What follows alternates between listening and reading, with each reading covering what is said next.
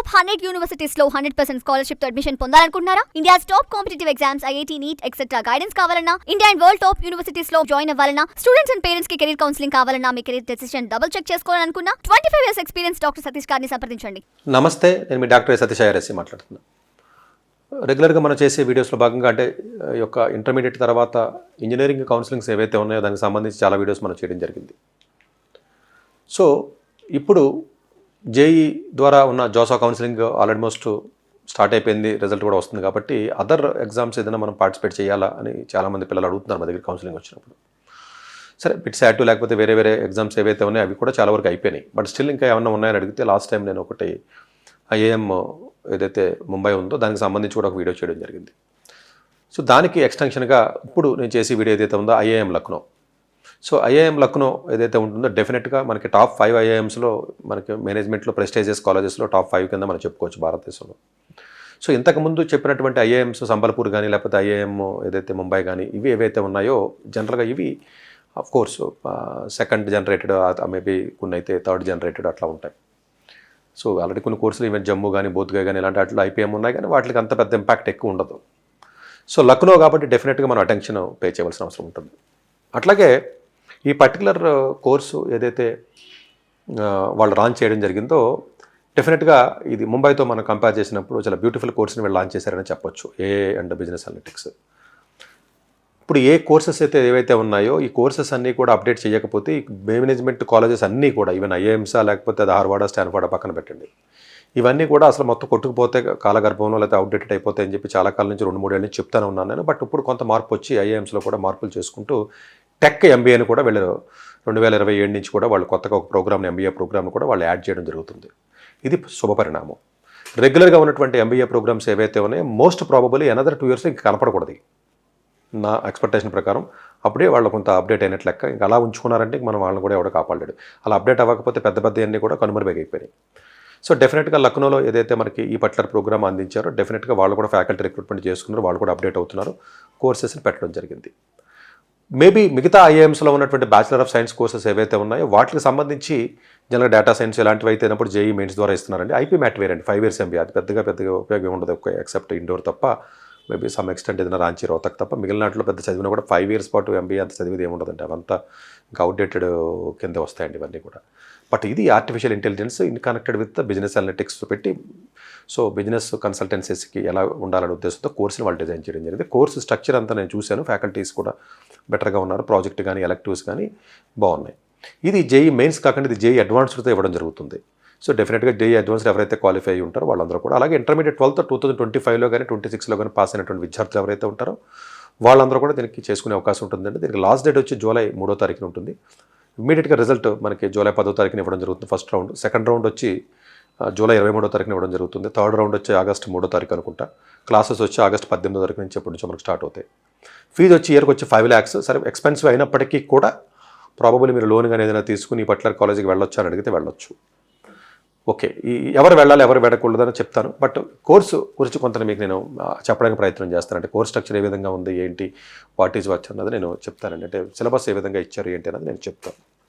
So కోర్సులో మనం చూసుకున్నట్లయితే డెఫినెట్గా ఏఏ కానివ్వండి, బిజినెస్ అనలిటిక్స్ ఏవైతే ఉన్నాయో కంప్యూటింగ్ని ఫౌండేషన్ కోర్సెస్ని కలిపారు. ఇయర్ 1లో వాళ్ళు పెట్టినటువంటి కోర్సెస్ చూస్తే లీనియర్ ఆల్జీబ్రా, క్యాలిక్యులస్ కానివ్వండి, ర్యాండమ్ ఏదైతే స్టాటిస్టికల్ ఇన్ఫరెన్స్ కానివ్వండి, maths and computing, discrete maths and logic మంచి కోర్స్ ఉంటుంది, ప్రోగ్రామింగ్ పైథాన్ కానివ్వండి. అఫ్ కోర్స్ ఇవన్నీ జనరల్గా 1.5 credit ఉంటాయి, 1.5 credit 45 hours ఉంటుంది. ఒకవేళ ల్యాబ్తో కలిపి ఉంటే 3 credits ఉంటాయి. సో జనరల్గా వెబ్ అండ్ యాప్ ప్రోగ్రామింగ్ కానివ్వండి, data engineering and pipeline python కానివ్వండి, computing and fundamentals and OS network architecture కూడా పెట్టారు వాళ్ళు, డేటా స్ట్రక్చర్స్ అండ్ ఆల్గరిథమ్స్, ఏ ఫండమెంటల్స్ పర్ఫెక్ట్గా కోర్సు ఆ కోర్సుకి ఏదైతే ఉండాలో పర్ఫెక్ట్గా పెట్టారండి వాళ్ళు. సో అలాగే మంచి కాలేజీలో మంచి కోర్సులు చెప్పమంటారు కదండి, ఇవి కొంచెం ఆ పర్స్పెక్టివ్లోనే మీరు చెప్తున్నాను మీకు. అలాగే ఇయర్ 2లో optimization for ML and DL కానీ, software engineering, data and analysis of algorithms కానివ్వండి, database, object oriented programming, design thinking, data warehouse and data mining కానివ్వండి, big data computing, machine learning and deep learning, foundation models for generative AI. ఇది year 2 అండి. Almost మోరల్లెస్ చాలా బాగా cover చేశారండి అన్నీ కూడా. Year 3లో మీకు వచ్చినప్పటికీ cloud computing and ML ops కానివ్వండి, డేటా విజువలైజేషన్, ఎల్ఎల్ ప్రతి దానికి కూడా ల్యాబ్ పెట్టారండి. This is the beautiness of this course అండి. ఆల్మోస్ట్ థర్డ్ ఇయర్లో ఆల్మోస్ట్ ఎక్సెప్ట్ 1 or 2 కోర్సెస్ అన్నింటికి కూడా ల్యాబ్ ఆటోమేటిక్గా 1.5 క్రెడిట్స్ ల్యాబ్ పెట్టారు, 45 అవర్స్ ల్యాబ్, 45 అవర్స్ ఏమో థియరీ. సో కంప్యూటర్ విజన్ ఏదైతే ఉందో 3 అవర్స్ పెట్టారండి. ఎల్ఎల్ఎం ఇంజనీరింగ్ వచ్చేటప్పుడు 1.5 క్రెడిట్స్. సో అది కూడా ల్యాబ్తో కలిపే 1.5, అంటే కోర్స్ వర్క్ని తగ్గించుకున్నారు వాళ్ళు. సో కాంపిటేటివ్ ప్రోగ్రామింగ్కి బాగా ఇంపార్టెన్స్ ఎక్కువ ఇచ్చారు. రెస్పాన్సిబుల్ అండ్ ఎక్స్ప్లెయినబుల్ ఏదైతే ఉందో అది కానీ, సోషల్ నెట్వర్కింగ్ అనాలిసిస్ కానివ్వండి, recommender system, marketing analytics, HR analytics, introduction to the fintech, operations and supply chain analytics and data transformation strategy బాగానే ఉన్నాయండి. ఎక్సెప్ట్ 2-3 కోర్సెస్ తప్ప అన్ని బాగానే ఉన్నాయి. ఇయర్ 4కి వచ్చేటికి అన్ని ఎలెక్టివ్స్ పెట్టారండి. ప్రాజెక్ట్ ఒక్కదానికి 18 క్రెడిట్స్ ఇవ్వడం జరిగిందండి. ఆల్మోస్ట్ మీకు కోర్స్ వర్క్ కంటే కోర్స్ వర్క్ మొత్తం కలిపితే 12 క్రెడిట్స్ ఇచ్చి 18 క్రెడిట్లు, అంటే మొత్తం ఇయర్కి వచ్చి 30 క్రెడిట్లు కాబట్టి 18 ప్రాజెక్ట్ ఇవ్వడం జరిగిందండి. డెఫినెట్గా అది మంచిది. సో వీళ్ళు ఇచ్చింది ఏంటంటే 4 ఇయర్స్ కోర్స్ కాబట్టి అంటే 3 ఇయర్స్ పాటు 4 ఇయర్స్లో 3 ఇయర్స్ పాటు మీరు చేసిన తర్వాత మీరు ఒకవేళ ఎంఎస్కి వెళ్ళాలి అనుకున్నట్లయితే, ఎంబీఏకి వెళ్ళాలనుకున్నట్లయితే 2 ఆప్షన్స్ ఇవ్వడం జరిగిందండి.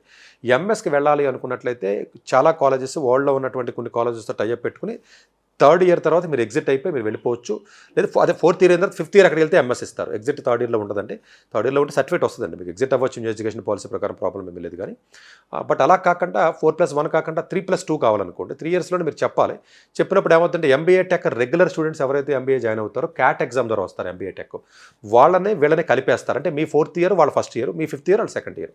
ఫస్ట్ 3 ఇయర్స్ అయిపోయిన తర్వాత సమ్మర్ ఇంటర్న్షిప్ ప్రాజెక్ట్ మ్యాండేటరీ చేశారు కాబట్టి 3rd ఇయర్ అయిపోయిన తర్వాత సమ్మర్లో కూడా మీరు వర్క్ చేస్తారు. అది కూడా క్రెడిట్ కొంత ఉంటుంది. 3rd ఇయర్ సమ్మర్ అయిపోయిన తర్వాత 4th ఇయర్ ఎంబీఏ టెక్ వాళ్ళతో మిమ్మల్ని కలిపేస్తారు. ఇప్పుడు ఏదైతే చెప్పానో మీకు 4th ఇయర్లో ఉన్నటువంటి ఎలెక్టివ్స్ ఏవైతే ఉన్నాయో, సో ఆ కోర్స్ వర్క్లో కొంచెం స్లైట్ మార్పులు ఉంటాయండి వాళ్ళతో కలిపినప్పటికీ కూడా. వాళ్ళు కొన్ని కోర్సెస్ మ్యాండేటరీ చేస్తారు, మీకు మ్యాండేటరీ ఉండవు, కొంత స్లైట్ వేరియేషన్ ఉంటుందండి. బట్ అలా కాకుండా 4th ఇయర్లో మీరు ఎగ్జిట్ అవ్వాలి అనుకున్నట్లయితే నేను చెప్పినట్టుగా 18 క్రెడిట్స్ ప్రాజెక్ట్ చేసుకుని ఈ యొక్క 4 కోర్సెస్ ఏవైతే ఉంటాయో 4x3 12 క్రెడిట్స్ ఏదైతే ఉంటాయో ఈ 12 క్రెడిట్స్ ప్లస్ 18 క్రెడిట్స్ బయటకు వచ్చేయచ్చు. మీరు ఎంబీఏ టెక్లో కలిసినప్పుడు ఇది ఉండదండి. ఇంకా 18+12 ఎలెక్టివ్స్ ఉండదు. అప్పుడు ఏమవుతుంది, ఎంబీఏ టెక్ వాళ్ళతో పాటు 1st ఇయర్ చేస్తారు, వాళ్ళతో పాటు 2nd ఇయర్లో ప్రాజెక్ట్ చేసి మీరు ఎగ్జిట్ అవుతారు. అలా కాకుండా 4th ఇయర్ అయిపోయిన తర్వాత ఎంఎస్కి మీరు వెళ్ళాలనుకున్నట్లయితే 4th ఇయర్ తోటి ఎగ్జిట్ ఆప్షన్ ఇస్తారో అప్పుడు మీరు ఎంఎస్కి వెళ్ళే అవకాశం ఉంటుందండి. సో ఎంఎస్కి వెళ్ళాలన్నప్పుడు వేరే కంట్రీ ఏదైతే వాళ్ళ గ్లోబల్ యూనివర్సిటీస్తో టైఅప్స్ ఉన్నాయో ఆ పర్టికులర్ కాలేజెస్కి వెళ్ళే అవకాశం ఉందా అంటే వెళ్ళే అవకాశం ఉంది. వాళ్ళు ఆల్మోస్ట్ చాలా కంట్రీస్తో లక్నో అంటే పెద్ద కాలేజీ కాబట్టి చాలా టైఅప్స్ ఉన్నాయి. ఇయర్కి వచ్చే ఫీజు ఉంటుంది. ఒకవేళ ఎంఎస్కి వెళ్ళాలంటే ఆ 1 ఇయర్ ఫీజు వాళ్ళ ఫీజు పే చేయవలసి ఉంటుంది. ఇక్కడ ఎంబీఏ టెక్కి మీరు రావాలనుకున్నట్లయితే 3rd ఇయర్ తర్వాత 4th ఇయర్లోకి ఎంబీఏ టెక్ ఫీజు ఏదైతే మీకు ఐఏఎం లక్నోలో ఉందో ఆ ఫీజు పే చేయవలసి ఉంటుంది. 4 ఇయర్స్ మాత్రమే మీరు కంటిన్యూ అవ్వాలనుకున్నట్లయితే 4 into 5 lakhs ఏదైతే ఉంటుందో 20 lakhs పే చేస్తే సరిపోతుంది. ఎలెక్టివ్స్ ఒకవేళ కంటిన్యూ అవుదాం అనుకున్నట్లయితే ఎలెక్టివ్స్ ఏం పిచ్చారంటే ఎలెక్టివ్స్లో programming, machine learning and large data sets కానివ్వండి, agentic AI, security and privacy principles కానివ్వండి, జనరేటివ్ అయ్యే, రెయిన్ఫోర్స్డ్ లెర్నింగ్, అలాగే network security, speech and conversational AI బాగానే ఉందండి, పర్ఫెక్ట్ ఉంది. బిజినెస్ అనలిటిక్స్ ఎలెక్టివ్స్లో కూడా బిజినెస్ అనలిటిక్స్, అలా analytics and public policy, entrepreneurship, sports analytics, political analytics, cyber security okay some extent బాగానే ఉన్నాయి. మోస్ట్ ప్రాబుల్ ఏ electives ఎక్కువ తీసుకుంటే సరిపోతుంది. మీరు ఎలెక్టివ్స్లో పలానా ఏ ఎలెక్టివ్ 2 తీసుకోవాలి లేదా బిజినెస్ ఎలెక్టివ్స్ 2 తీసుకోవాలి కండిషన్ పెట్టలేదు. ఇది ఇందులో ఉన్న బ్యూటీనెస్.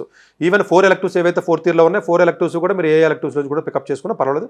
అప్పుడు డిమాండ్ బట్టి అప్పుడున్న మార్కెట్ బట్టి చేసుకునే అవకాశం ఉంటుంది.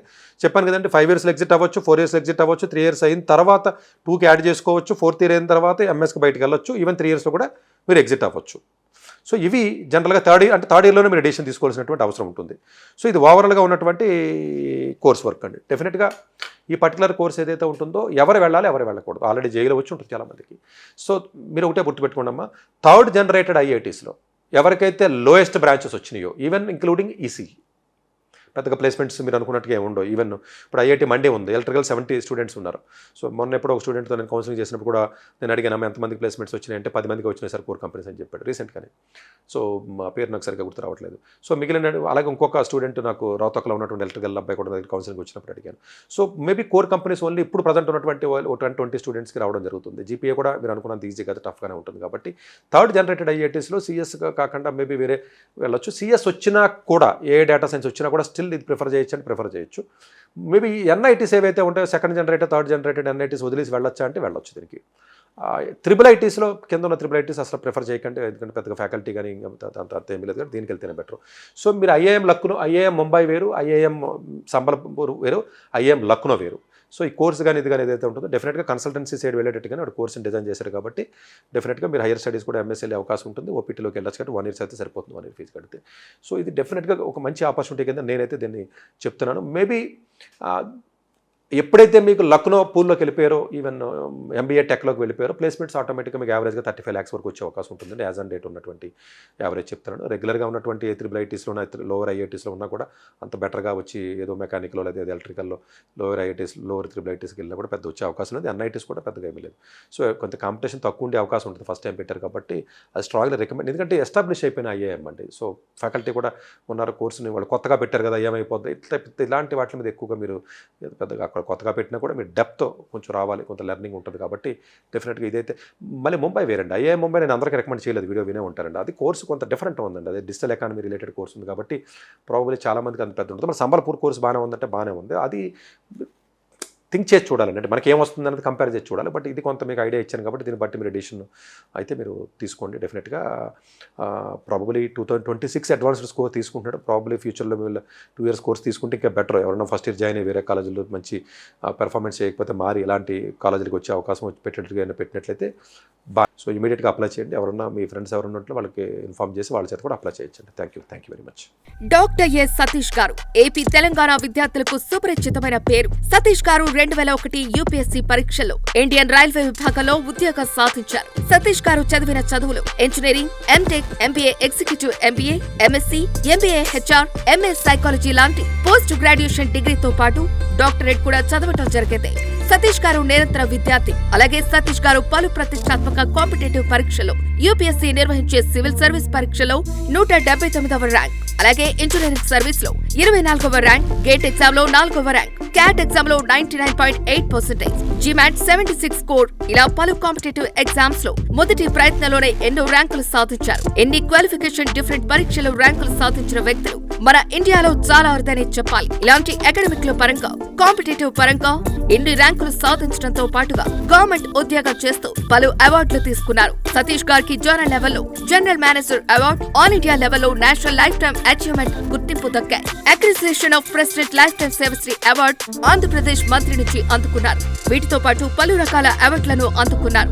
ఎన్నో ప్రతిష్టాత్మక ఆర్గనైజర్స్ పర్మనెంట్ మెంబర్ గా ఉన్నారు. కష్టపడి పైకి వచ్చిన వ్యక్తి కావటం వల్ల గత 20 సంవత్సరాల నుంచి ఎంతో మంది చిన్నపిల్లల దగ్గర నుంచి 5, 6 తరగతుల విద్యార్థుల నుంచి పెద్ద PG, PhD కాలేజీలకు వెళుతూ విద్యార్థులకు అవగాహన కల్పిస్తుంటారు. ప్రతి విషయంపైన డాక్టర్ సతీష్ గారు స్పష్టమైన అవగాహన కలిగి ఉన్నారు. డాక్టర్ సతీష్ బలంగా నమ్మే సూత్రం ఏంటంటే అవేర్నెస్ ఈజ్ ఎవ్రీథింగ్. మనిషికి అవేర్నెస్ ఉంటే ఏదైనా సాధించగలరు.